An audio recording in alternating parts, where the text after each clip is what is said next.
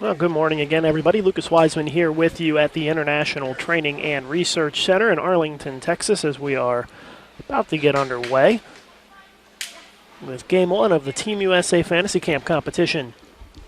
What we have today is 6 USBC Sport Bowling members who bowled at least a 200 game in their league last year and entered their name into a drawing on bowl.com, and we ended up with 6 players who are here with us today. They were flown in to take advantage of the International Training and Research Center, just like the Team USA members do, since this is the home of Team USA. And so we've paired them up with 6 Team USA members, a different Team USA member each game. And they'll bowl a Baker game with each one of those Team USA members. And after 6 games, we will give the winner a nice-looking trophy. Our Team USA members here in this competition, over on lanes 7 and 8, it's going to be Shannon O'Keefe and Stephanie Nation. Lanes 9 and 10, it's going to be Leanne Holsenberg and Kim Terrell-Kearney. And on 11 and 12, it'll be John Janowitz and Derek Oaf. And Shannon O'Keefe looks like she's going to be the first one to go. They're going to bowl an entire game on one lane, each doubles team, as O'Keefe gets started with a strike. So it looks like the Team USA members will all bowl leadoff. Derek Oaf with a strike to start. Stephanie Nation with a strike to start. And John Janowitz with a solid 8-pin to get underway. So we do expect some good shots out of our Team USA members, because they are staying on the same lane the entire time. And here's our first Sport Bowling member to go. That's David Jecko of Whitesboro, New York.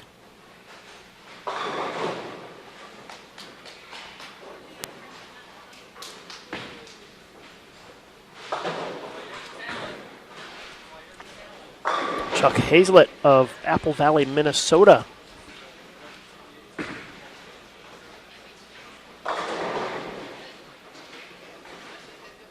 Eric Paywall of Elk Grove Village, Illinois.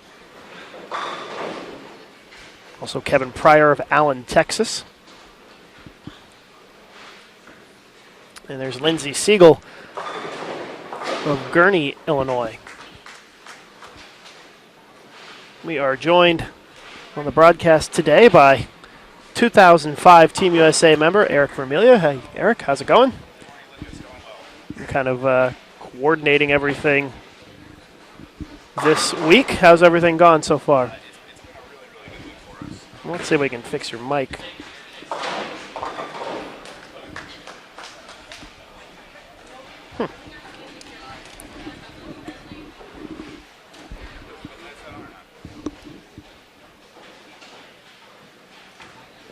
How's that? That's better. Oh, let's see here. I think I may have fixed you. Try your other one. Hello? Hey, there we go. Okay, Right. I had the wrong button pressed, but we're ready to go now. Now we're online.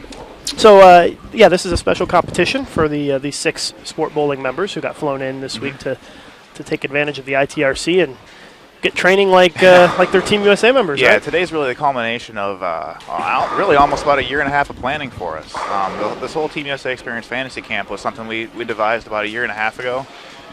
They were able to enter online, submit a score over 200 that they bowled in a certified sport league, all through the calendar year of 2011. So Mike was actually our first winner back in March of 2011. So he's had a full year to wait to come here. That's Mike Reed of Honeoye, New York. He's going to be up on the left lane shooting his spare. He's also our lone left-hander today too. So he's got that side all to himself throughout the entire 6 lanes we're using here today. And can you talk about the lane conditions that are being used? I can. What we're doing today, similar to international competitions, we're using a variety of patterns. The far left pair you're going to see, lanes 7 and 8, are both the Stockholm oil pattern, which is 34 feet. It's a shorter pattern. We use it quite a bit in international competition. The middle pair here, 9 and 10, is going to be the Athens oil pattern, which is 40 feet long. Kind of a medium scoring pattern, real middle of the road pattern. And then the far right pair, 11 and 12, is going to be the London pattern. It's 44 feet, a little bit longer, heavier concentration of oil, and the two Team USA players over on that pair, JJ John Janowitz and Derek Oaf, both being kind of higher rev, a little stronger guys, will probably burn up a spot pretty good and could make that pair a little bit higher scoring here shortly.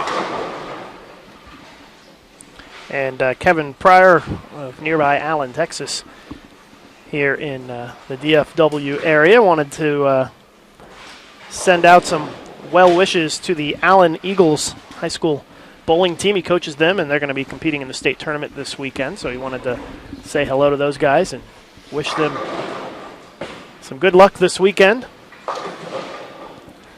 Good spare cover there.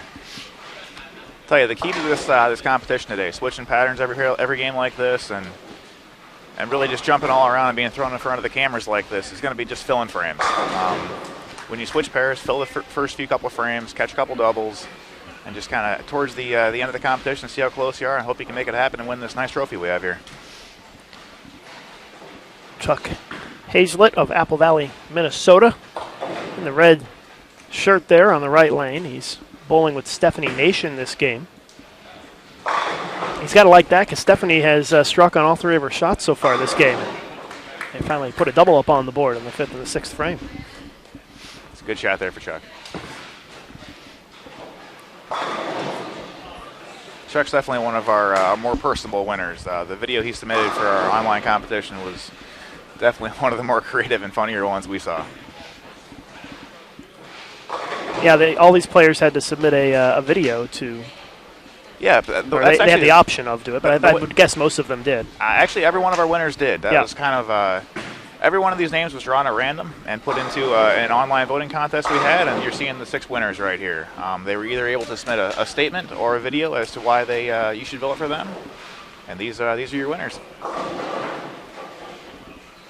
So Kevin Pryor up now, looking for a double with John Janowitz. And misses the head pin to the right. And Kevin's a little higher speed player, so he's going to have to kind of dial it back on that longer London pattern over there on 11 and 12. Lindsay Siegel and Kim Terrell-Kearney have a good game going, 97 in the 4th frame. Yep. Yeah, and that's, usually on when these patterns are fresh, the medium distance ones tends to be the more challenging ones. So they've got a nice game going here on probably one of the tougher patterns early on. It's a good way to start the morning off. And Oaf and Paywall also putting together a nice game. They've got 4 strikes in a row. Oaf's going to be up on the right lane in just a moment after Allen cleans up his spare here. Oh, open frame.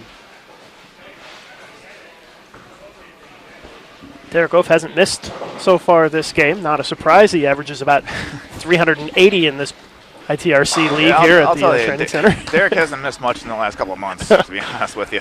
He won the World Cup in Hermosillo, Mexico a couple of years ago. Mm-hmm. I believe he, at the time, wasn't that the 2-game record for the World Cup in the finals? Yeah, he shot some big number, 3-game record, I think. 770 or something, I think. 750, 770. Derek's definitely one of those players I put in that category of if he wanted to, he could go on tour and probably be quite successful. Yes, for sure. Very talented is Paywall with another strike there. That's a big shot there, getting the first one of the 10th. I can max that at, 260 this game? 260. That'd be a huge start for him over there.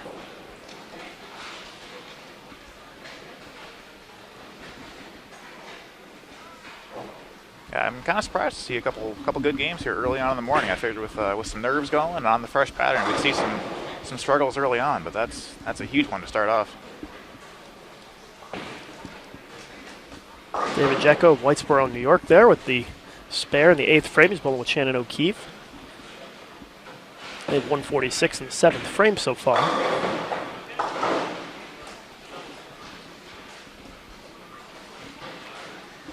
Run through all the scores for you as they finish up. Paywall did get the second one in the 10th, so they're going to be in the 260s.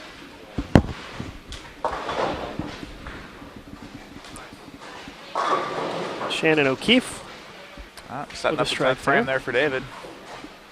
Can finish that game off with a couple strikes here in the 10th for 220. As can Janowitz and Allen. They can get to 224. Yep. Final shot coming up for Payawal. Strike for 260. There Gets it it is. done. 260 opening game. That is real good there. Lindsay Siegel. All right, avoids the split. Yeah, she does, but unfortunately her teammate threw her under the bus a little bit, and the 7th frame missed an easy spare. Kim Terrell-Kearney with 8-1 in the 7th, but they can still get to 220 as well. Yep. Here this game. Yeah, they're still on pretty good pace there. There's Leanne Holsenberg, 7th frame, U.S. Women's Open champion. One lane. Hazlett, 7-10 in the 10th frame. Oh, man. That's tough. That could have been 200 there with a couple strikes, too. Yeah, instead it's going to be in the 160s, looks like. Unless he can somehow make it, but I don't see many pins bounce out here at the training center. You really don't. I know of a couple 7-10s I've made here total, and not much more than just that. Checo with a double in the 10th. That's going to get him into the 220s along with Shannon O'Keefe. Open frame for Hazlett and Nation in the 10th, so 168. Well, we're seeing quite a bit of separation here early on.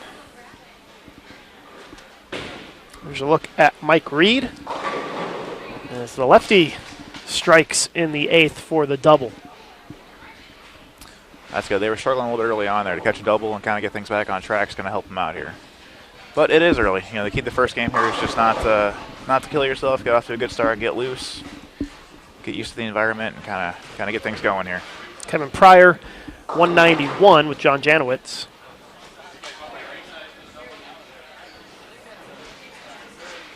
Checo, 221.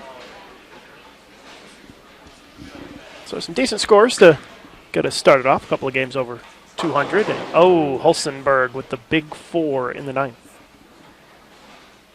So they are not going to get to 200 this game. No.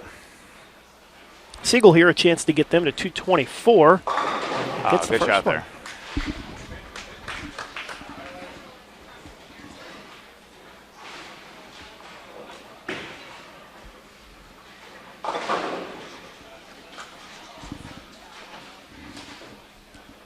Yeah, Lucas, one thing to keep an eye on here when they, as they're switching pairs, going from pattern to pattern, it's going to be really interesting to see how they're able to adjust speeds and adjust equipment. Going from these patterns are all quite a bit different. I mean, they're 6 feet different going from the short to the medium, and another 4 feet different going from the medium to the long. And making the jump from the right end to the left end, going a full 10 feet shorter, is going to be quite a challenge. So, just filling frames early on is going to be the key for these people. And again, the Sport Bowling members move one lane each game. The Team USA members stay on the same lane the entire day. That is all correct. 6 games. Each one of our winners here today will bowl one game with each one of our Team USA players. So kind of evening out that way, give them a taste of everything we have here. Lindsay strikes out in the 10th for 224. Nice start to the tournament. That'll put her in second place. Mike Reed going to be the last one to finish up. Got one more shot to come. Strike for 159.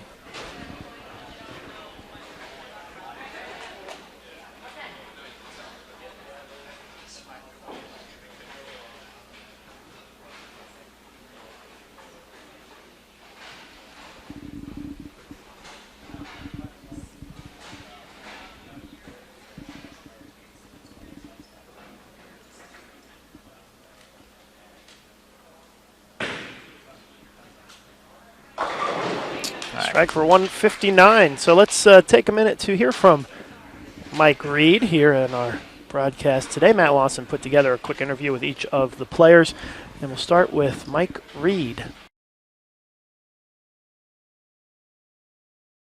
I think the decision to bowl sport more came out of watching house patterns, watching the averages go up, the scores go up, seeing that some guys got 11 in a row and there's not a crowd watching anymore. No one really cares. And I just decided, this isn't bowling. This isn't what it was when I was a kid. You start to realize on a house shot, you throw a bad shot and it carries, and you're realizing I'm not getting penalized and I should be. And sport shots came along, and that was really the opportunity to see, where am I? How good am I? How bad am I? What do I need to work on? It can be frustrating when you first start, when you're going from the house pattern to a sport condition. What would you say to somebody who's just getting started in it? I mean, it can be tough to hang in there. I think really you just try to say, it's different, understand that it's different, learn from it, realize that it's teaching you where you need to improve.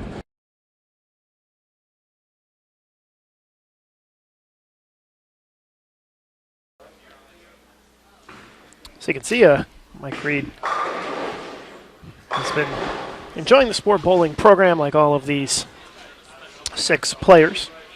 It's nice to get a quick soundbite from each one of those. Thanks to Matt Lawson for putting that together as we get underway with our second game. The standings after the first game, Payawal 260s in first place, Lindsey Siegel in second with 224.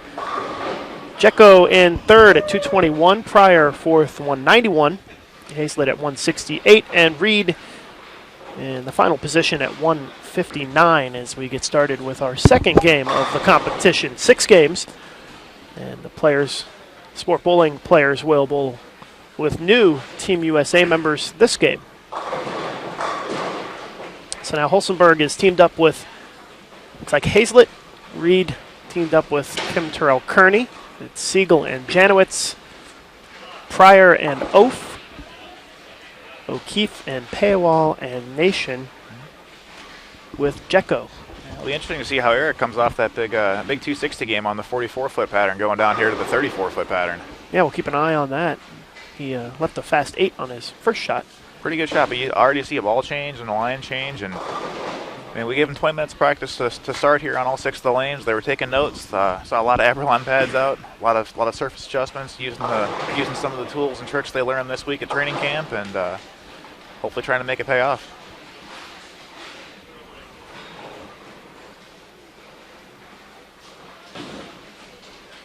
Whoa, an open frame. Going to need a score correction down there. We take a look over at Kevin Pryor. This is the head pin to the right. We've seen him miss the head pin to the right a couple of times on that pattern. Is that indicative of that pattern? It definitely is. I mean, the London pattern's 44 feet. It's a medium-high volume pattern.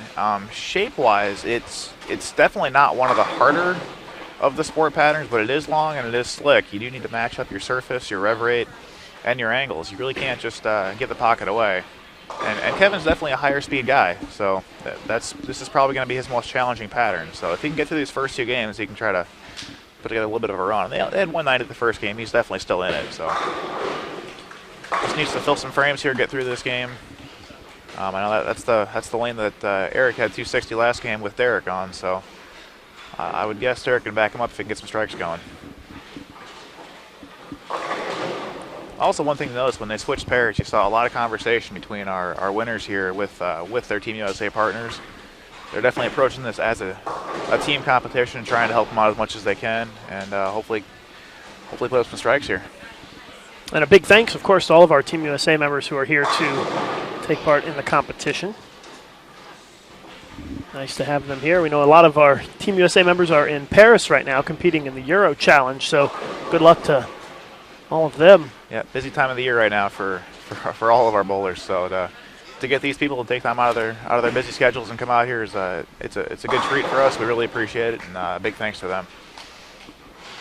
Let's see if Jecko can make a run at this split here. Oh, good shot. Very nice. Good shot. 3-4-6-10. It's a good spare. One interesting note here. The first day of training camp, they did a lot of gym work, a lot of measurements of flexibility and body typing and that sort of thing. And David actually set the gym record for the standing long jump. Really? 108 inches, I believe. Wow. Broke the old record by 2.5 inches. So he's quite the athlete. You watch him throw it, he definitely throws it like an athlete. He's got a pretty good game. Let's take a look at Stephanie Nation now up on lane number 8. What pattern is that again, Eric? That is the Stockholm, 34 feet. And it's definitely a pattern that that both Shannon and Steph over there really seem to like those patterns. They're both very good at going up boards, almost right to left even, and can usually put up quite a few strikes on that. Open frame for Mike Reed in the fourth. So take a look at Chuck Hazlett, Apple Valley, Minnesota. The washout in the fourth. Yeah, Chuck also just made the jump from the shorter 34-foot pattern onto the medium 40-foot pattern here, and looks like he's having a little issues getting this thing figured out. How about the game by Janowitz and Siegel right now? I'll tell you, they got a little something going there. Three-bagger, spare, three-bagger. Yeah, also not something you'd expect early on from the more medium rev rate people, but they're making a lot of really good quality shots here and still have 270 up there on the board.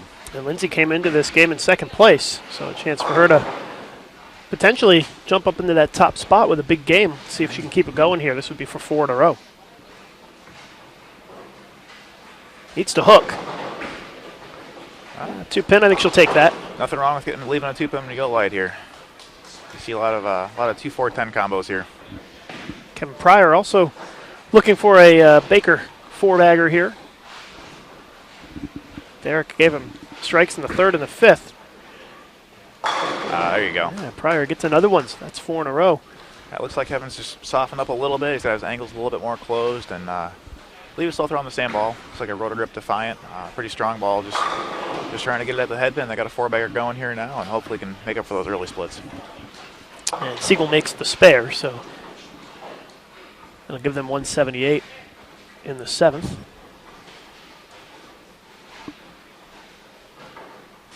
Take a look at Mike Reed, the lefty, looking for a double for his There you go. pair here. Ken Terrell struck in the fifth. Yeah, Mike's actually made quite a few good shots here so far, and doesn't seem to really have gotten a whole lot for him. He's gotten capped a few times, chopped a couple spares, so hopefully keep making good shots. Chuck Hazlett in the sixth. So while we're in the middle of this game, Eric, why don't you talk a little bit about the PBA Experience Leagues returning this season? I know that I've bowled in PBA Experience Leagues in the past, and it's a lot of fun to see how you compare against the pros. It is. Yeah, we renewed our contract with the PBA. PBA Experience Leagues are back. All you have to do to start one up is to go online to our website, bowl.com/sport bowling, fill out the center and league registration, and you're good to go. It's a program we're excited about. It lets you measure your skills against what you see on TV. It's not your typical house shot. You have some variety, different length patterns, different volumes. You don't have much room for error. You have to really work at and earn whatever you get. Big emphasis on shot making and spare shooting. And it's really a nice challenge. And if you are a tournament bowler or you bowl the Open every year, it definitely gets you ready, gets you in that frame of mind, and can just generally make you a better bowler. Well, Lindsay Siegel's got a pretty good bowler helping her out this game. John Janowitz struck on all of his shots in this Baker game. That's always nice. And that with a spare here, they're looking at 230 again. That's clean quite game. a start for her there. Yeah, Lindsay managed to throw a couple of strikes in there to get them 2 3-baggers and 3 single pin conversions. The important thing is she made all 3 of the spares. It is. And that'll get them in the 230s. If you're filling frames in this format, you catch a couple doubles, you're going to gain some ground on pretty much the field. They're in really good shape right now. Looks like they're gonna be the first ones to finish. Yep. And now Lindsay actually has a shot here where she can kind of maybe see if she has a better look for her next game, because she's going to be moving to the right to lane 12. Well, she'll bowl another game on this same pattern with Derek Oath. And what they're doing right now is something that we should really take note of. When you get that extra fill ball, feel free to try another ball, try another line. They were pretty much lined up this game. She did strike twice, but she did 9 count 3 times. So she's close. A little different angle change, possibly a ball change, possibly just a little release tweak might give her just something a little bit extra, and she basically has a free shot to go ahead and try it out. So you see him talking about it with JJ there, discussing what the best idea would be, and she's going to go ahead and give it a try and see if she can find something that will maybe get her 5 strikes next game. Yeah, you can see they're chatting it up over there, and we'll see if Lindsay's able to find a little bit and she's got an excellent better ball reaction. Excellent partner for this game. JJ, one of the tacticians of our sport. one of the smartest guys I know about the sport of bowling. And 10 pin again, but yeah, she's still discussing the result of that shot with JJ. 237 for Siegel. Gives her 461 for the first two. It's pretty good total. Take a look at Paywall now in the 10th. He got the first one. They're working on 3 strikes in a row and does not get the 10 pin to go on that shot, so that'll put him in the low 200s. That's still a good recovery, though. They had an open early and then a 9 pin missed spare there in the back in the 6th. So to pull out 200 on that game looks pretty good there. And Jekko up on the right lane here in the dark-colored shirt can strike out for 186 this game. A couple of splits in the game for Jekko and Nation. And a messenger comes across but misses the 10. A couple splits early there, and I think David actually switched to a urethane ball towards the end of that game. If I had to guess, he's probably getting a little bit of transition going there. He just tried to even out his ball reaction.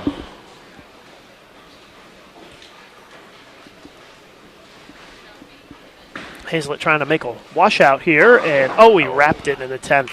Good try. 186. Tough way to finish the game. Looked like he might have had that washout covered. And an open in the 10th frame there for Jekko, 165.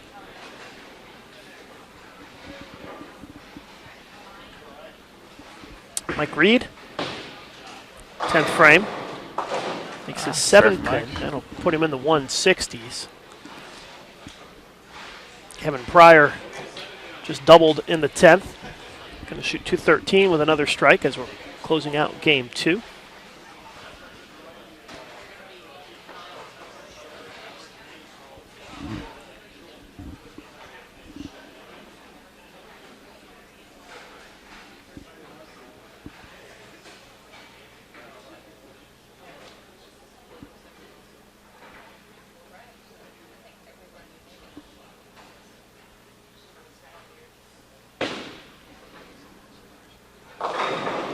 And 9 on the fill for 166 for Mike Reed. Kevin Pryor, 212. So we will hear from another one of our players during this break. It's going to be a soundbite here from Chuck Hazlett from Apple Valley, Minnesota. So take a look. Let's see what Chuck had to say about USBC Sport Bowling.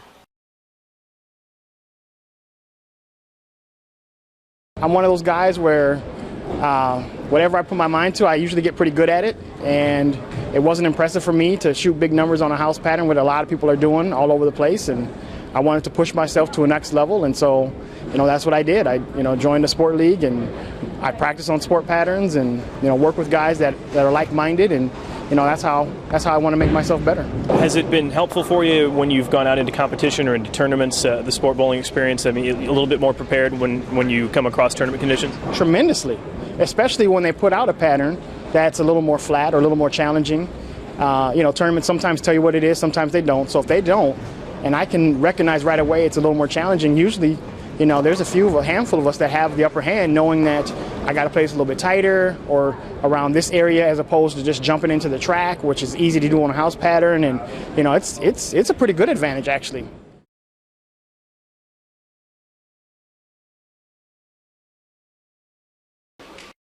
Right, so we're back with the start of Game 3 here at the Team USA Fantasy Camp. We're live from the International Training and Research Center. Lucas Wiseman and Eric Vermelia here with you for today's competition. It's 6 USBC Sport Bowling members teaming up with 6 Team USA members in a Baker competition to wrap up the Team USA Fantasy Camp. All of the Sport Bowling members were flown in after winning a contest. Get the experience of a lifetime here at the training center. Get to train like the pros do, and with the Team USA coaching staff here at the training center. Yeah, it's been quite a week for these guys so far. 2 full days of training. Everyone survived. fortunately. Yeah. They put them through quite a bit. Awful lot of on-lane time, a good couple hours in the gym. Really just giving them a taste of everything that Team USA experiences during their week of training camp. And Eric, you kind of spearhead some of our sport bowling programs here at the United States Bowling Congress, and one of the things that's returned is PBA Experience Leagues, which we talked about last game a little bit. Let's say I'm bowling in my bowling center and I want to start a PBA Experience League. How do I do that? All right, well, to start a PBA Experience League or a Sport Bowling League in general, there's just a few extra steps you have to do up front, and then from there it's really just a standard league. Really, there's just a couple online registration things you have to fill out. It's all on bowl.com/sport bowling. There's a center registration link and a league registration link. You take care of both of those. You check the box on the league application for sport bowling. You send us a couple preliminary tapes from the lanes just to verify that your center can put down a sport bowling pattern. And you're pretty much good to go. And then just from there, for any certified sport bowling league, we do require tapes taken every week to verify lane conditions. Once we get those every week, that's pretty much all there is to it. And for that, then you get to experience what it's like to bowl on these patterns every week, week in and week out. You can bowl on we have the PBA Experience patterns available. There's several other patterns on our website as well. You really can bowl on any mix of any combination of whatever you want to bowl on. And really just kind of have a good time, experience it all, and try to make yourselves better bowlers. And to be able to bowl in a PBA Experience League, you need to be a USBC Sport Bowling member. That is correct. Which personally I have been for I think 5 years now or so. It's been a while since I've been bowling in sport leagues, and really enjoy it. And what are some things that people get for being a sport bowling member? What do you get out of it? Well, it is an upgraded product. It's a $15 upgrade to become a sport bowling member, and for that you actually get quite a few different things. For me, one of the coolest things that we offer is an upgraded awards package. For any kind of sport bowling 300 game, we have an upgraded ring, and then for any additional 300 game after that, we actually have spots around that ring where you send it back into us, and we add a diamond stone in there. So if you bowl 4 sport bowling 300 games, you get the ring and then 3 additional diamonds around it. It's a really nice looking ring. Our marquee award, if you will, has always been the Sport Bowling Crystal Pin for an 800 series. It's a full-size replica bowling pin made out of crystal with a nice wooden base. It's just a really nice award. They look awful good on your mantle.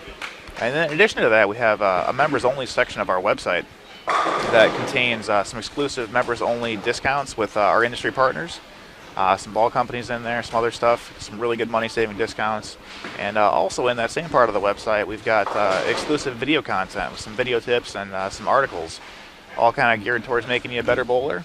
Also, in addition to all of that, we have a monthly newsletter we send out. It's an e-newsletter we send to all of our members called the Sport Report with kind of what's going on in the world of sport bowling, along with the tip of the month and anything else we can pass on to our members. And Eric, I'm sure you have quite a few of those sport bowling awards yourself, don't you? I've got a couple. But back in the day, I was quite a player. So. You still are, though. So we are in our third game here. Let's go over the standings. Payawal still leads with 462. Lindsay Siegel in second place at 461. Pryor in third now at 403. Jecko in fourth, 386. Hazlett at 354, and Reed in sixth place at 325 after our first 2 games. So, and kind of as I expected, that second game scores dropped off a little bit. Half the players had to switch to a different pattern. There's definitely some transition going on in the lanes. Even though we're using 3 different patterns, there is a different Team USA player on each one of the patterns. So as they're breaking down quite a bit different. For example, on 11 and 12, our far right pair here, we've got Derek Oaf on the right lane. He's a 500-plus rev rate guy, a lot of ball speed. He's really doing some damage to that pattern. Where on the same pattern on lane 11, we've got JJ, who's more of a medium rev guy, more off the back of it, who's by now he's probably still an arrow or so to the right of Derek, and those 2 lanes are probably playing drastically different, even though they were the same pattern just about an hour and a half ago. And right now, Derek and Lindsay are teaming up to put together another nice game for Lindsay. They got 138 in the 6th and a spare in the 7th, so another potential big game for Lindsay Siegel. I tell you, Lindsay's doing some bowling down there. The only open this game was actually from Derek. Yeah, he led off with a split. Yep. And they managed to put together a 4-bagger in the middle portion of this game, and Lindsay's about to be up on the far right lane here. See if Lindsay can get them back going with a strike here. Comes up a little bit light, leaves that 2-5. Well, you can see Chuck Hazlett over there slapping it out, huh? That was for a 3-bagger. Make up for an early split. They're getting a little something going here. Yeah, he's been struggling a little bit this morning, so he's trying to get a little momentum as he's bowling with Kim Terrell-Kearney this game. Yeah, we still have 4 games to go, so I mean there's still plenty of bowling to go on here. Jekko with a 3-6-9-10. Let's see what Paywall has here. He's the leader after 2 games, looking for a double. 136 in the 6th, and gets that 7-8 to go, kind of late for the strike and for the a double too. Yeah, with Stephanie Nation this game. Yeah, they're actually on 220 pace now, so he's got another pretty solid game going here. I think it's going to continue to be pretty close between Paywall and Siegel. Yeah, after early on this game. Those two are kind of asserting themselves as the front runners here. And you can see Shannon O'Keefe down there talking to Kevin Pryor a little bit, talking a little game plan, I guess, for the final 2 frames. Nice to see the Team USA members working closely with their USBC Sport Bowler. Stephanie Nation with the single pin in the 9th, so that means Paywall's max score is 235 now. O'Keefe with the single pin leave, the 9 pin.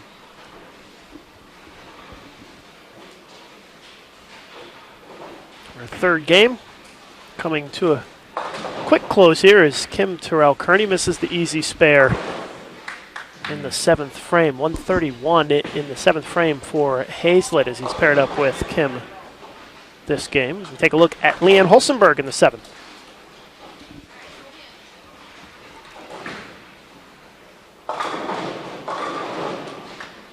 Pretty good shot there for Leanne. They're looks like they made a lot of good shots this game. Only have 1 strike so far through 7 frames, but they're clean.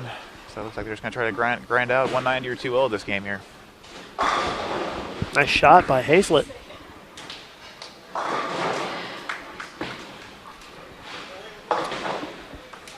Paywall just got the first one in the 10th, so that'll get him at least into the 220s, a chance to get into the 230s with another one.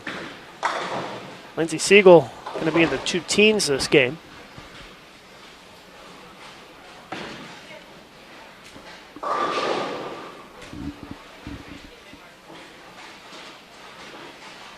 So, Eric, what has been the overall feedback from the 6 Sport Bowling members about their experience here at the training center this week? Well, it's been pretty resounding. They're having the time of their life, and nobody wants to leave. Ooh, just had a gutter duster there. That's what can happen on those short patterns where you got to play out. But no, everyone's had a great time. When you get involved with these coaches and you start really diving into the sport of bowling and all the technology involved and what you can do to understand your game and to make it better, it's really an eye-opening experience and definitely something that really just you don't want it to stop. A strike there on the end for Lindsay for 212. Yeah, it's still going to be Paywall in first place, though, because Eric is going to be in the still in the 220s if he can get the spare here, despite the errant shot. You see that happen a lot. You throw it in the too far to the right and into the gutter, and then you pull the next one to get nervous about getting it in there again. The one thing you don't want to do after a gutter is throw it in there again. Exactly. As we watch Kevin Pryor finish up here in the 10th frame, 202 his max score with Shannon O'Keefe, and ends up getting 6 on the fill for 198. He was in 3rd place coming into this 3rd game. Holstenberg trying to give their team a double. Oh, brutal. Leanne can't catch a break here this morning, can she? No. She didn't leave a whole lot of those solid 8s when she was winning the Women's U.S. Open last summer. That's for sure. Oh, look at Hazlett smacking them around. 4-bagger gets him into the 220s. Great stuff there. And right about really all week long, it's been a lot of fun, a real light atmosphere, and this morning you can tell there was some nerves going on. Everyone getting ready for the live stream broadcast here, and you're starting to see everyone's kind of more in competition mode today. It's kind of fun to see.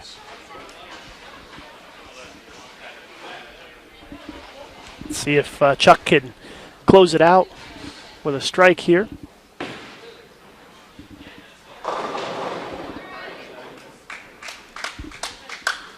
I think it's 9 for 220, so a great game there for Chuck Hazlett.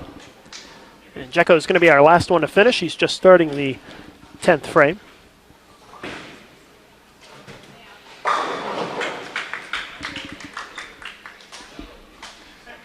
Good shot there. Needs 2 more for a 200 even here.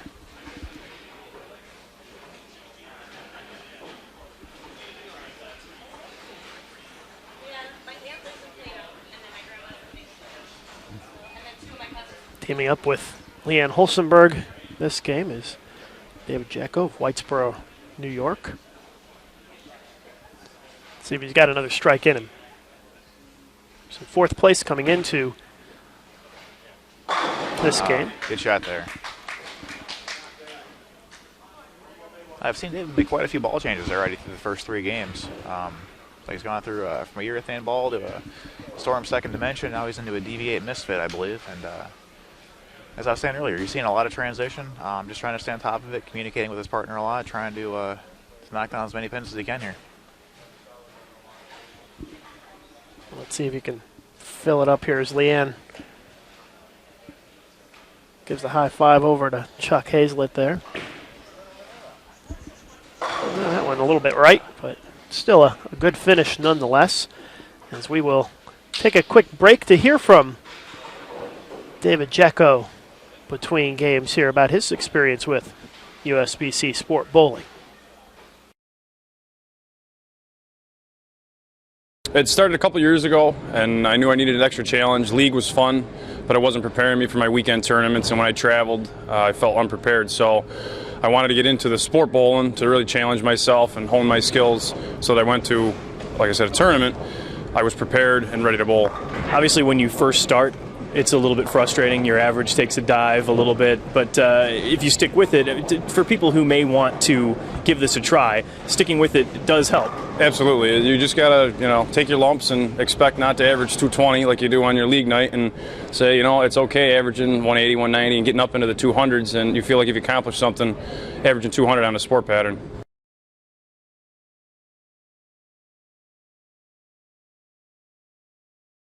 And so we're back now with the start of our 4th game, and let's talk about the standings as we're at the halfway point of the competition. It's Paywall in first at 685, a great start to the day for him. Lindsay Siegel, you see her there up on the left lane, 673 for her. She's in 2nd place. Kevin Pryor in 3rd at 601. David Jekko 4th at 584. Chuck Hazlett in 5th place at 574. And Mike Reed in 6th at 512. So that's the standings after the first 3 games.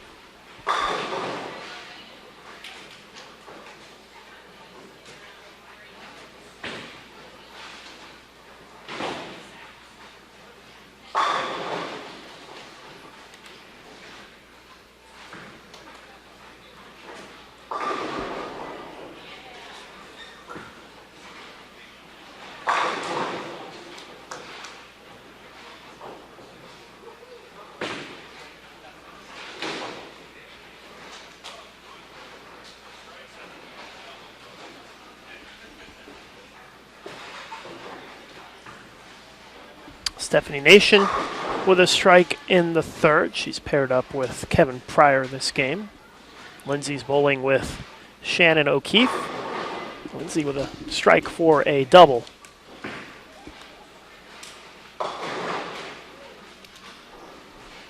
Chuck Hazlett with a split in the 4th frame, and Mike Reed trying to get something going here. He Had a spare out of Derek Oaf in the first frame, and then both of them struck in the second and the third. So looking for a 3-bagger for Reed. Oh, no, this 10-pin stays up. Tough break there as we watch Chuck try to make the 4-6-10, and it's an open frame for him. Take a look at Leanne Holsenberg in the third. And Leanne with a strike. She's paired up with Eric Paywall this game. David Jecko bowling with Kim Terrell Kearney. He's up now on the right lane, lane number 10.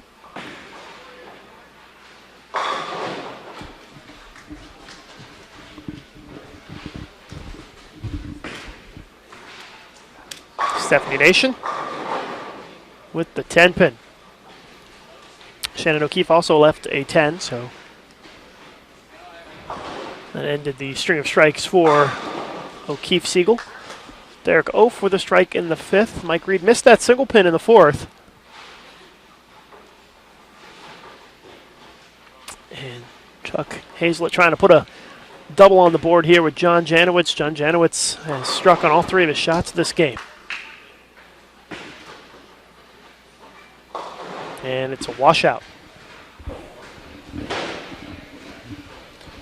You're watching our live coverage here on Bowl TV of the Team USA Fantasy Camp from the International Training and Research Center. Lucas Wiseman and Eric Vermilia here with you as we're watching Game 4 in progress. And we're clipping along pretty good here. Right now it's Eric Paywall of Elk Grove Village, Illinois in the lead. He's got a 12-pin lead on Lindsey Siegel. Shannon O'Keefe trying to give Siegel a double here. See if Shannon can get it done. Oh, no, a 7-10 split. That's brutal. That was a good shot there.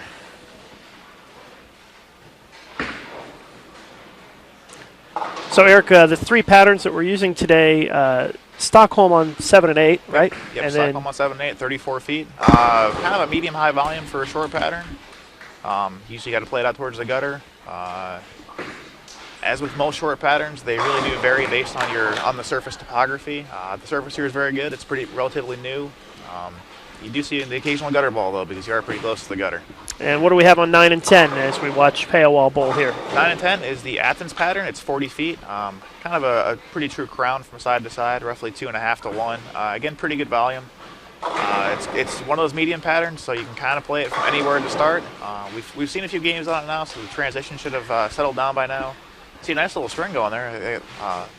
It's like Kim and David there are working on a 5-bagger. Yeah, let's take a look at Kim bowling on this Athens pattern, looking for another strike. 7th frame. Looks pretty good. Good shot there.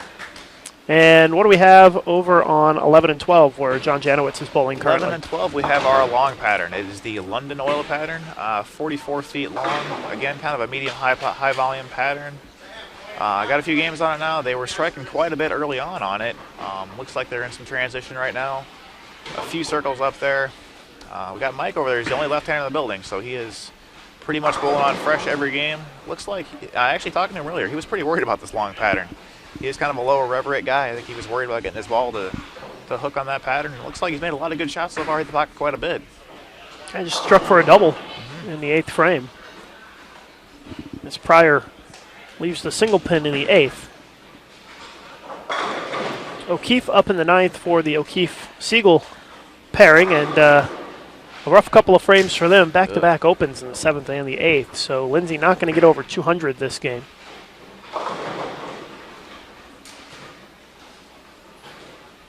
As we take a look at Holsenberg in the 7th. Oh, almost a 7-10. 7 goes down a little late. Kim trying to extend the string. They have 7 in a row after Kim started with an open frame in the first. Yep, and David right now he's 16 under overall. He's about 100 pins out of the lead, so this could make a big change in the standings here. Week 10 there for Kim. That'll end the string, but still a great game in progress here for David. With a spare there and 2 more strikes, looking at 250, which will definitely make a difference. Get him in good position here for the last 2. Siegel's 10th frame now. Oh, Ooh. Gets that 4-pin to go down from behind. Looks like she might have got away with one a little bit there.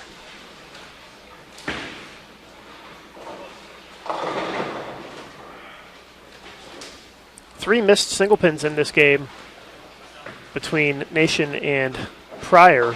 As Nation steps up in the 9th. The max score for that pair is 202. And now it's down to 192. See if Lindsay can get another one in the 10th. She can still max out at 194 here. Yep, it's a pretty big shot for him here. Oh, 3-6-10. Going to be only a 180. It looks like Paywall is probably going to be a little higher than that, although he misses the head pin to the left. Yeah, he did just On make that the shot. jump from the short pattern to the medium pattern this game, and it looks like they caught a 3-bagger there in the middle, but an early split and missing the head pin left here. He still hasn't quite got it figured out. It's got to be hard jumping from pattern to pattern here. It's definitely not easy. Just a mental challenge, remembering like what ball you need to throw and where you're got to stand. And Yeah, during practice they were all taking notes. That's kind of a big thing you can do on this. It's something they worked on throughout the week. It is something they see in international competition quite a bit. You saw a lot of surface changing, a lot of adjustments. And if you even watch pair to pair, Lindsay going from the long pattern to the short pattern made a switch from an Ebonite Mission to an Ebonite Cyclone without throwing a shot. She already knew that was her game plan, and she was committed to it. And 180 that game for him over there, so I don't think it's going to really hurt him too bad at this point, though. Mike Reed's final shot. He gets 7 on the fill for 211, so his best game of the day.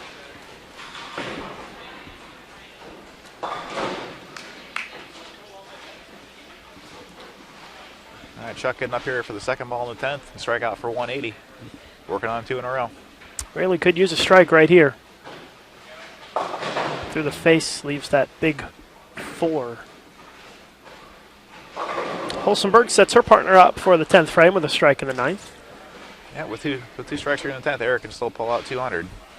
We'll definitely keep him in the lead at this point, and it's a couple big shots coming up. And Jacko making a big push here with a big game, 247, with a strike on the fill.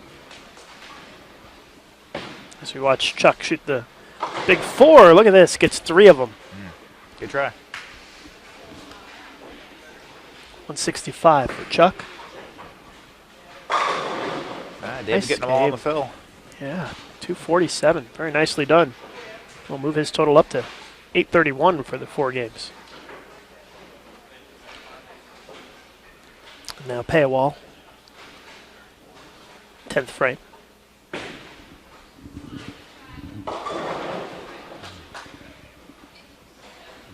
Still can get to 184, which would tie Siegel, so he wouldn't lose any ground. Take a look at Pryor's final shot. Strike for 181, gets 9 for 180.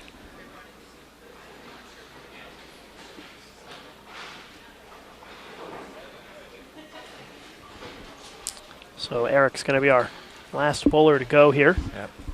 Really important spare here for him. Trouble. Spare shooting so important on these patterns, and Eric with the open frame shoots 172. And let's take a break, and let's hear from Eric during this break between games here at the Team USA Fantasy Camp. Back right after this. My teammates, we all were looking for another challenge to make our game a little bit better, and the Sport League was the first step in doing so. So we tried it. We found the flaws in our game, and when you go on a house shot, you do pretty well, and you think you're a good bowler, and then you go on a tougher condition, and it really brings you back down to earth, and you have to work on some things. How has the sport bowling experience helped you with tournament play and competitive play? Because when you get out somewhere where there's a different pattern, you feel like you probably have a little bit of advantage. Sure, experience is the key. So, having the sport, understanding that there are different patterns and different ways to play the pattern. Now, when you go to a tournament, if you're one-dimensional, you're finished. But if you have an idea of, I can move here, change ball, rotation, all these other factors, now you have a little bit better arm to face that condition.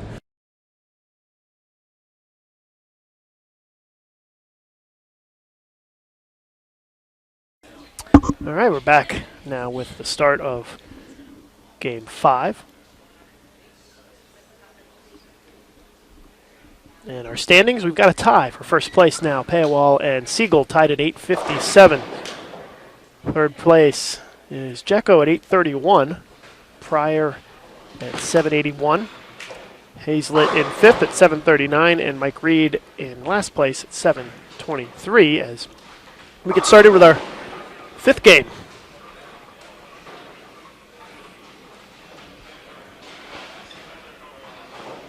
Now we're getting down towards crunch time. Everyone's bunching up a little bit. Just 2 games to go. The winner will take home our Sport Bowling Crystal Vase for the championship here today.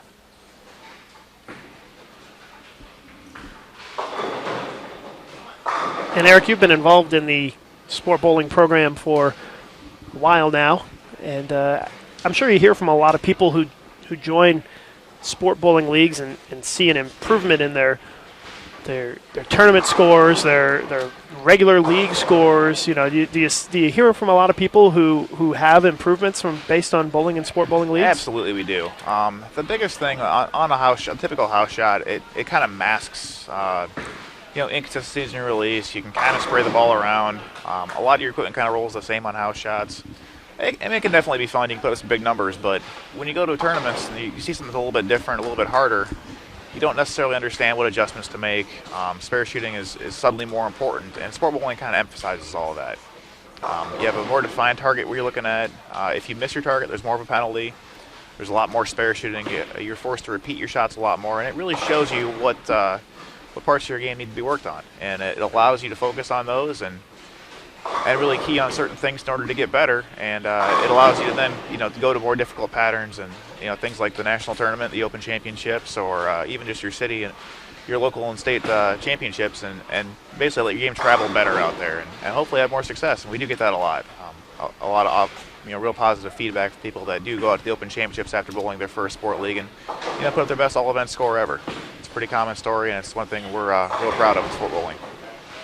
And Eric, if there was one thing that you would say is the most important about bowling in a sport league, is it spare shooting? Is it knowing your equipment? What would be the number one key to finding success in sport leagues for you? Really, for me, I think the key to success in sport leagues is consistency. Being able to simply repeat shots. There's a lot of different ways to throw the bowling ball. A lot of coaches will tell you one way is right, one way is wrong. As long as you can repeat what you're doing, it gives you a read of what the lane's doing and allows you to hit the same target over and over, and then also helps your spare shooting as well. And really, on the sport conditions, you see if you're repeating shots or not. It allows you to focus on why you're not repeating shots, and hopefully lets you become better at doing so and have more success in the sport of bowling in general. Yeah, and I can tell you, I can speak from personal experience that bowling on a house shot is nothing like bowling on a sport shot, because on the house shot, I can miss right, I can miss left. I got 3, 4, 5, 6 boards out there I can hit and still get to the pocket. On a sports shot, it's not quite not quite that way. So it really makes you much sharper. It does. It lets you focus on a lot of different things, and as long as you want to put the time and effort and become a better bowler, it gives you the tools in order to do so. So for more information on the Sport Bowling program, go to bowl.com/sportbowling, and all kinds of information out there. And I believe you can even get a free promo kit and materials? Yes, we have a few things available with some posters, brochures we can send out to any center that wants to start up a sport league free of charge. Just contact us for more info. You can either call our 800 number and request one, or you can shoot us an email at sportbowling@bowl.com. And the 800 number would be 800-514-BOWL. It's 800-514-2695. You can just ask for the Sport Bowling Department. For the Sport Department. Bowling promotional kit or for the Sport Bowling Department, and we'll take care of you. Take a look at John Janowitz in the 5th frame. Looking to give Jecko a double here. Again, it's Baker competition, so 2 players matching up for one combined score. Early on in this game here, we're seeing some strikes on this 11 and 12 here pair here. Chuck and Derek had the first 3, and then went 9 spare strike, and Chuck's looking to double it up here. Oh, good shot there.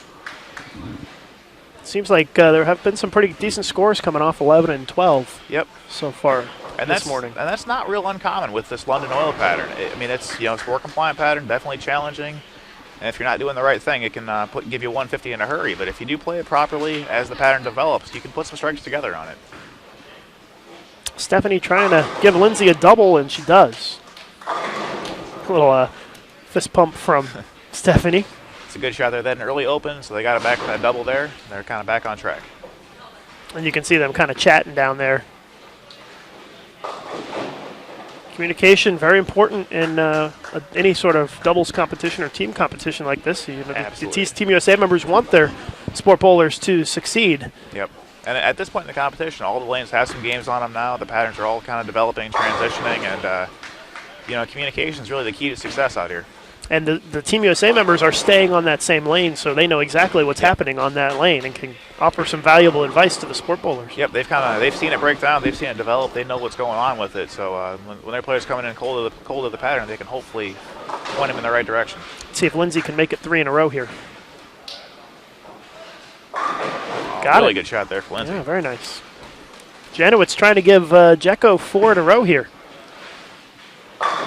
No surprise there. I think JJ's thrown about, his strike percentage is about 98% today. It seems like he's striking every time he hits the head pin. That's kind of what JJ does. He's a shot-making machine over there. An open frame for Chuck.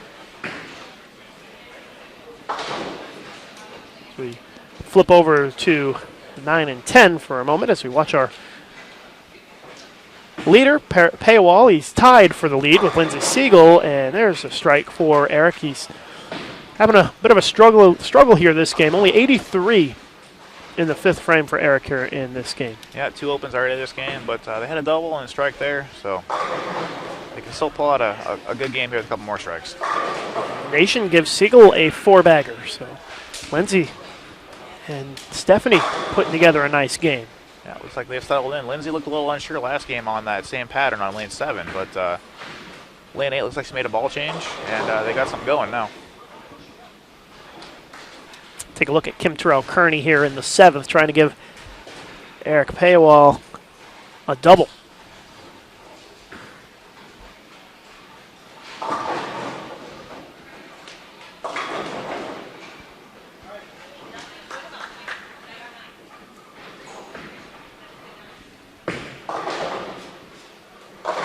Oh, just off to the right of the camera there, JJ is still striking. Looks like that's a 6-bagger for him over there. Yeah, let's flip over to that pair and take a look as they are heading into the 10th frame. Chuck Hazlett teaming up with Derek Oaf. They got a chance to be in the 240s this game. Yeah, that strike right there puts them in the 230s at least. Yeah, and Janowitz and Jekko, the double J's, a chance to shoot 269 this game. And going into this game in 3rd place, that could potentially jump them into the lead here with just 1 game to go. Let's see what David's got for us here in the 10th. Oh no. Brutal 7-10 split in the pocket in the 10th frame. That'll put an end to that momentum that they had gathered as a pair. Wow, that's a heartbreaker right there. And Chuck shreds the rack for the second one of the 10th to get him into the 240s this game. But the one thing that can kind of console David on this is, they basically just put up 240 on this London pattern. He's going to lane 12 for the next game, for the last game of the tournament, and that has been pretty much the highest scoring lane so far. So he hopefully he can shake off the 7-10 and just put up one more solid game here. And David seems like a pretty high-rev player, so he matches up pretty well with Derek, so that should be an interesting pairing for the final game. Just 233. Just take a second here, kind of regroup, and get ready for next game. Here's the final shot for Chuck. It is a 6 count for 240, so a nice game for Chuck Hazlett. Siegel in the 10th with a single pin, so 215 is her max score. Mike Reed, the lefty, working on a double with Shannon O'Keefe, can punch out for 208. Let's see if we can get the first one in the 10th here. Looks good. Nice shot there for Mike. One thing I noticed, Eric, about all 6 of these Sport Bowling members, they can all play. They're all good players. And honestly, when we started the contest, we really didn't know what we were going to end up with for winners. And you did have to bowl at least 1 game of 200 or higher, so we figured we'd have some decent talent. But these guys have all really surprised me. And I think the amount they've grown over the last 2 days has also been quite a bit. I think their friends back home, once they get back to league next week, are going to be a little surprised. I came down here a couple of times this week as they were training with the coaches. I mean, it was all business down here. Yep. They were taking this thing completely seriously, and they were soaking in as much information as they could in the days that they had with the coaching staff. They definitely came prepared to learn, and I think every single one of them is going to really be impressed with how much even they gather from what they've learned these last few days. And hopefully they go back home and their averages start to creep up a little bit in their sport bowling leagues based on being here and getting coaching. I think there's a pretty good chance that'll happen. 214 for Lindsay. As our final shots of Game 5 are in progress here. Kevin Pryor, that's a 4-bagger for him. He's going to be in the 2 teens. Late string will get him over 200 this game. Paywall gets that one to the right and only going to be in the 180s. So he will no longer be in the lead. Good finish over there for Mike. Yeah, 208. Last 5 strikes there. Back-to-back 200 games for Mike. Yep, I think Mike definitely looked a little nervous this morning. I think he actually made better shots than his first few games showed. He started off pretty slow, but he hit the pocket a lot and just didn't get much for it early on. Kind of coming around now. Final shot for Pryor.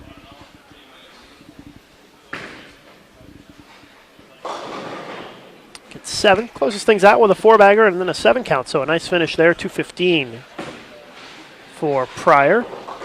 And the spare for Eric. That's a big spare there. It's going to be real tight here at the top. The top 3 bowlers are going to be real bunched up, looking to win the nice trophy we have for him here. Yep. Nice little, a sizable trophy, Let's I would even say. See if we can get a look at it here. There we go. There's our trophy. There it is. It's clear, so it's kind of hard to read what it says, but here. There you go. USBC Sport Bowling, Team USA Experience Fantasy Camp. Final shot, and it's a strike. All right, 181 closing there. Okay, so we're going to take another break. We're going to hear from Kevin and Lindsay during this break between games before we head into our final game. So we'll be back in just a couple of minutes here at the Team USA Fantasy Camp competition. You really have to hone in on a specific spot and be accurate time after time. It's also very valuable in working with the high school kids that we do and coaching them, trying to get them to be a lot more accurate. So learning to read the lanes, what your ball is doing and what a ball can do is what I'm really trying to work on and really trying to learn. What would you say to someone who's considering going out and trying sport condition? I mean, it can be frustrating at first. It can be very frustrating, but it's one of those things, if you want to get better and you really want to see what potential you have, it's a great thing to do. I encourage a lot of people to go out there. Actually have my daughters bowling on sport patterns just to get away from house patterns. It does expose pieces in your game, and you miss a board right, board left, and you pay for it. So, working on that accuracy is really valuable.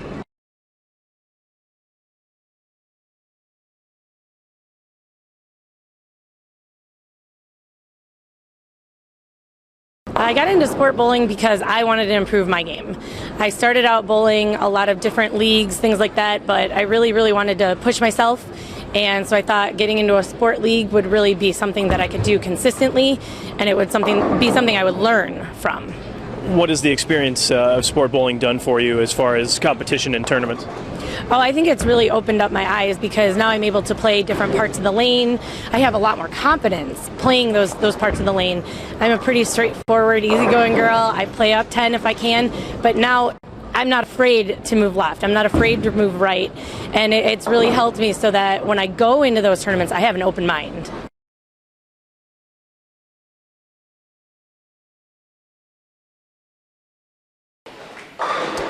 And we're back with our final game of competition here at the Team USA Fantasy Camp. And I think it's safe to say right now the competition is heating up, Lucas. Yeah, we've got Lindsay Siegel in the lead at plus 71. So 1071 for Siegel. David Jecko in second place at 1064, so only 7 pins back of the lead. Eric Paywall in third place at 1038. And Eric's actually been in the lead since the first game. This is the first game he hasn't been in the lead, so we'll see how that weighs on him. And he's only 33 pins out of the lead, and guess what? Both he and Jekko have both started with the front 3, and now I'll tell you Jekko what, at the front 4. This is going to be quick, and it's going to be intense on here on 11 and 12. It is, and Lindsey Siegel is paired with Leanne Hulsenberg this game, and they've started with a double, so a lot of strikes. Nothing but strikes for the first 2 or 4 frames for all of our top 3. Yeah, for 5 of the 6 so far this game, and there is a miss for Payawal, leaves the 10 pin. Got the 4-7 out though, still in good shape.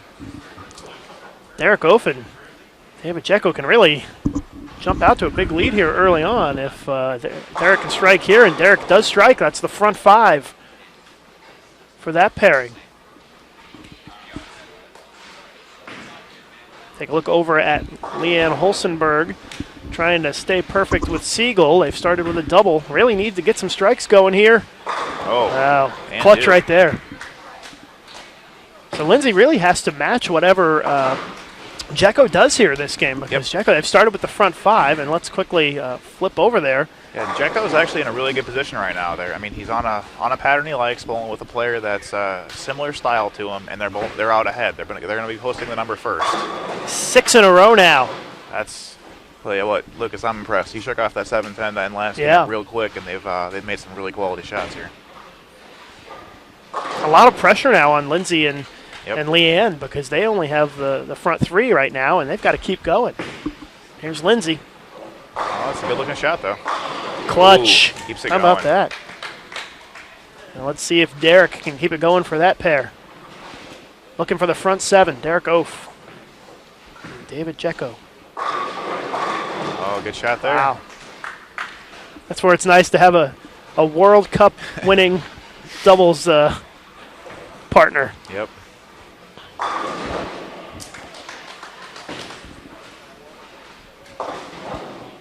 Let's see if Leanne can make it the front 5. Leanne has to know how important this is for Lindsay. She can see the standings just above our head, so she knows what's going on here.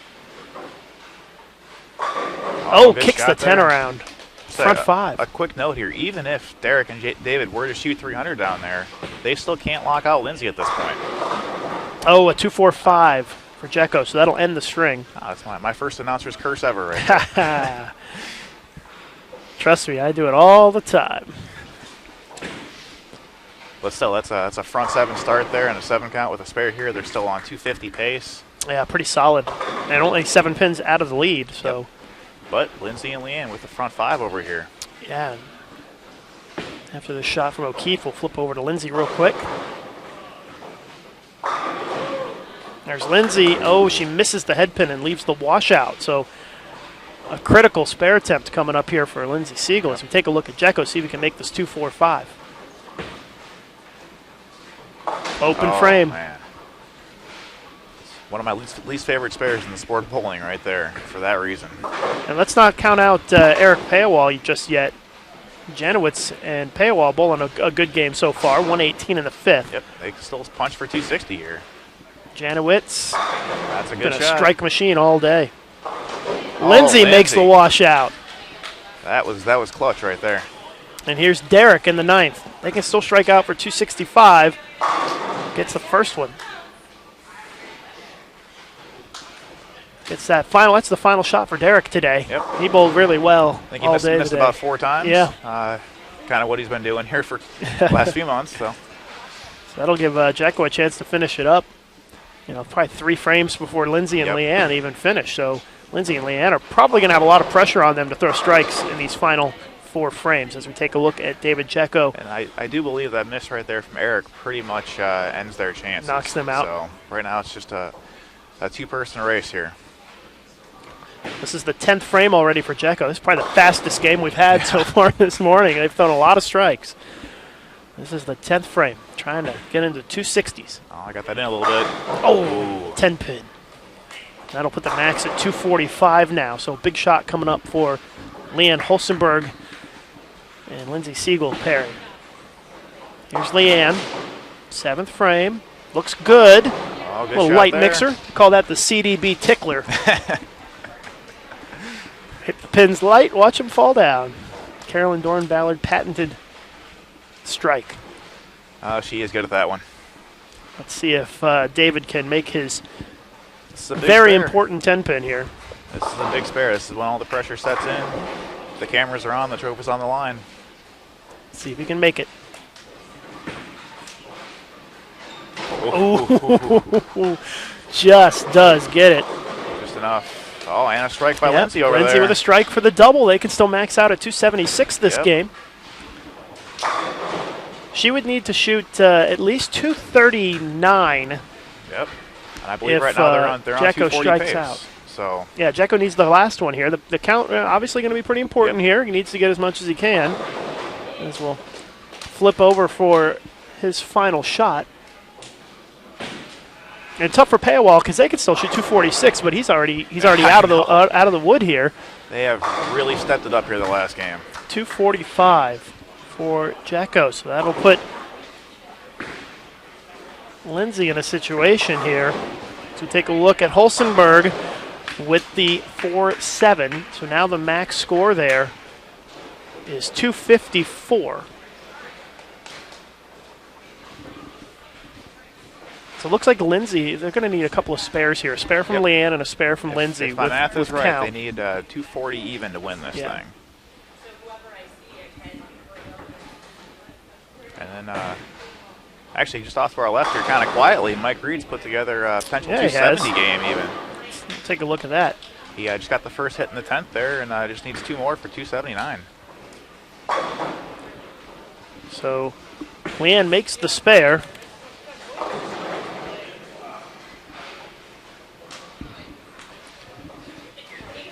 Let's see if Mike Reed can close things out on a high note here. Good at shot there that. for Mike. It's going to be a high game of the day. It is. How about that? He's going to be in the 270s. It's quite a finish for him there. So Lindsay here needs She needs to fill a mark. Needs to fill 16 with pins. good needs looks good like. count. Yep. Needs good count here. So any combination of a 16-pin fill will get it done. For the win. Gets Oh, the strike. gets it. Lindsay Siegel, the only female of our 6 Looks- competitors, and she's going to Looks like that's going to take it home for her. Just Yeah. stay behind the foul line, knock down a few pins, and that should do it. She bowled really solid all day today and made good adjustments. Yeah, even from the first game on, she hit the pocket a lot. She had a game plan. You can see her shuffling balls around, going from pair to pair, and she just bowled, just flat out made good shots. And there's the fill for Mike Reed, The close for 279. Mike Reed. Good way to finish for him there. That gets him to plus for the event. Yeah. So that's great for him. Tell you, his last 3 games, I think we're almost 700. Yeah. Lindsay with the crossover strike. Lindsay gets it. That will be enough. So congratulations to Lindsay Siegel. She's going to win the Team USA Fantasy Camp. And really, Lucas, I think they're all winners here this week. But to cap the week off, Lindsay's going to get a little extra piece of crystal to take home with her.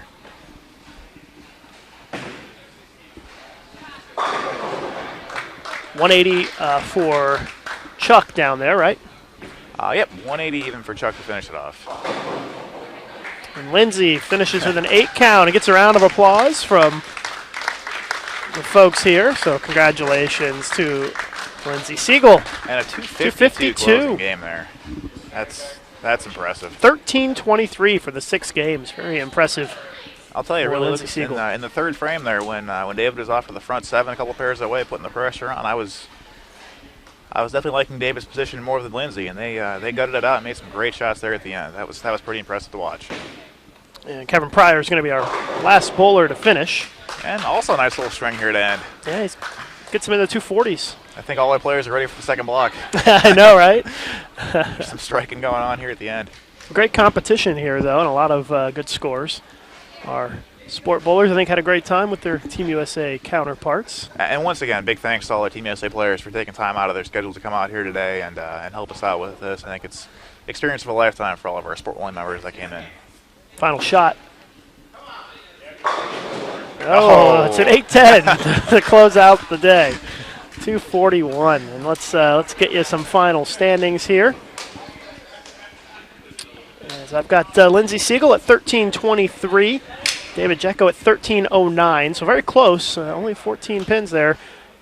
And Eric Paywall, 12.73, finishes third. Pryor is next at 12.37. Mike Reed in fifth at 12.10, and Chuck Hazlett in sixth at 11.59. So I want to say congratulations as Eric is going to present Lindsay with the trophy. So congratulations to Lindsay Siegel.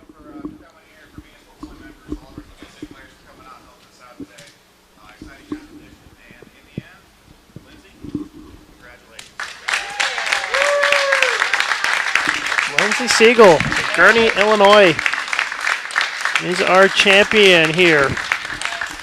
I have to say, I know on behalf of everybody that this was such an awesome, amazing opportunity. It exceeded all of my expectations. So thank you to everybody who put this together. Thank you to you, Eric, and to all the coaches and all the Team USA members who came out today. It was just really an honor. Thanks. So congratulations to Lindsay Siegel as she's our champion at the Team USA Fantasy Camp. Thanks everybody for tuning in. Certainly appreciate it. And thanks again to our 6 Team USA members for coming out and taking part in this competition. Our next broadcast here on Bowl TV going to be March 30th. The NAIA Invitational next week, right here on Bowl TV. Be sure to check our live stream schedule on bowl.com/livestream. And that's all for now from the International Training and Research Center. Lucas Wiseman and Eric Vermelia signing off. Thanks again for tuning in, and we'll see you next week here on Bowl TV for the NAIA Invitational. Have a good morning, everybody.